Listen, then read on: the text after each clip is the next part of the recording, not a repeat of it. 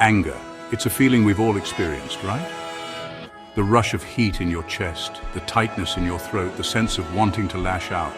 Whether it's something small, like a comment from a stranger, or something big, like an unresolved issue with someone close to you, anger has a way of rising up and taking control, sometimes before you even realize it. But what if I told you anger isn't your fault?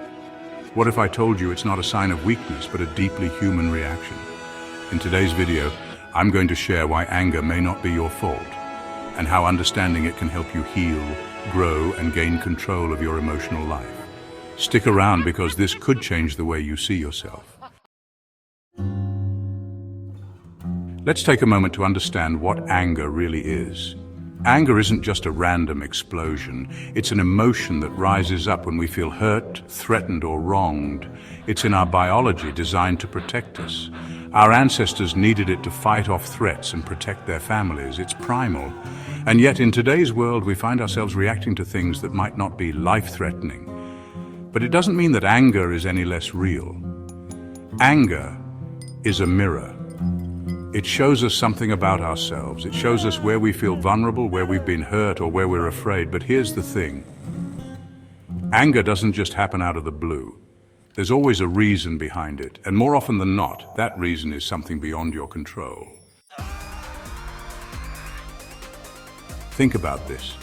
How many times have you snapped at someone when you were already stressed? Maybe your day had been terrible, work was chaotic, your to-do list was never ending, and then, just when you thought you couldn't take it anymore, someone made a comment that pushed you over the edge. That tiny thing probably wasn't the cause of your anger. It was just the last straw. Anger often builds up in layers. It's like a pressure cooker. Pressure from work, family, expectations, society, and sometimes from our own sense of inadequacy. By the time anger surfaces, it's not just about the thing that triggered it. It's the weight of everything we've been holding inside. And here's the truth. You didn't choose to be triggered. Your anger isn't something that you consciously decided to feel. It's a reaction to the pressures you've been living under. And that's not your fault. In fact, it's not something you can always control. The way you respond to it, that's where your power lies. Now let's go even deeper. Sometimes anger isn't about what's happening now. It's about what's happened before. Have you ever noticed how certain situations, maybe an offhand remark or a disagreement, can make you feel disproportionately angry? You wonder, why is this affecting me so much? The truth is, sometimes our anger is a response to old wounds we may have never fully healed. Unresolved emotions or trauma can create emotional triggers that ignite anger faster than we realize. Maybe there's a part of you that's been hurt and hasn't had the chance to heal. Maybe it's from childhood, a past relationship, or even a difficult situation in your life that still lingers. When we don't fully process those emotions, they stay inside us. They bubble up when we least expect it, and anger is often the mask we wear to protect ourselves from feeling the hurt underneath. This doesn't mean you're weak.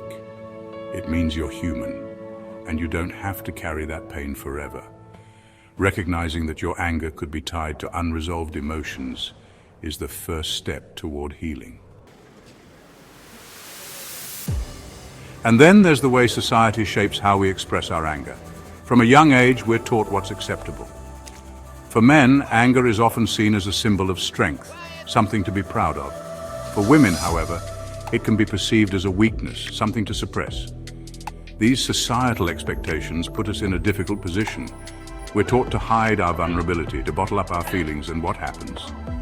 Anger becomes the only safe expression of what we're really feeling. But here's the reality. You don't have to fit into someone else's mold. You have the right to express your emotions in a healthy way.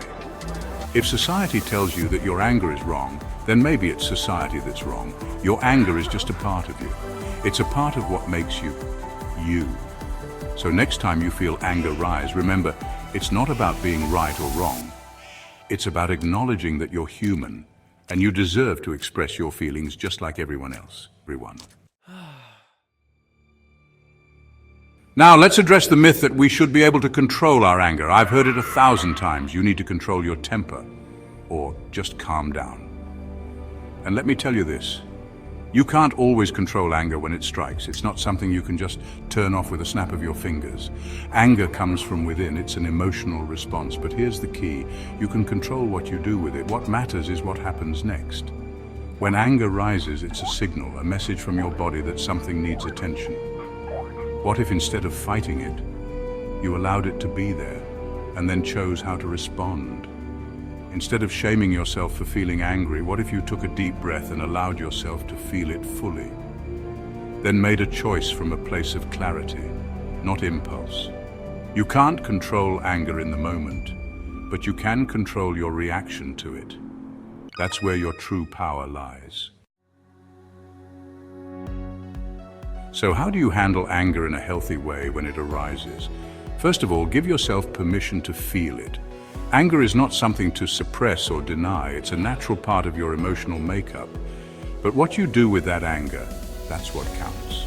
Here are some steps that have helped me and many others to navigate through it.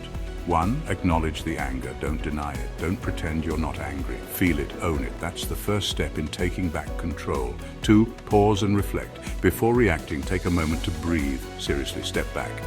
In those few seconds, ask yourself, why am I angry? What's the root of it?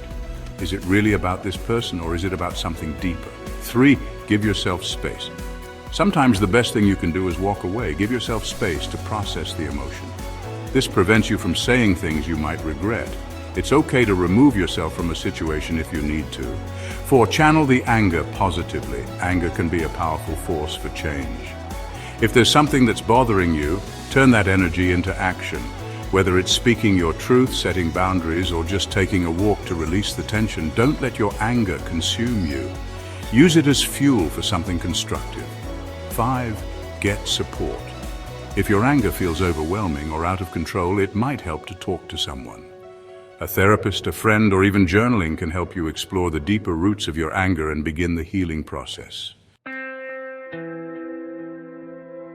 So, the next time you feel angry, remember this. You are not broken. You are not weak. You are human, and anger is a part of your emotional range, but it does not define you. Anger doesn't control you unless you let it. By understanding the why behind your anger, you're already starting the journey of transformation. Remember, you have the power to respond, not just react. You can heal from old wounds, let go of societal pressures, and embrace your emotions with acceptance and compassion. Thank you for being here today. If this video spoke to you, I encourage you to like, share, and subscribe for more content on emotional well-being. Remember, you are worthy of peace, and it all starts with how you view and handle your emotions. Take care, and I'll see you in the next video. Super. Next Self Project.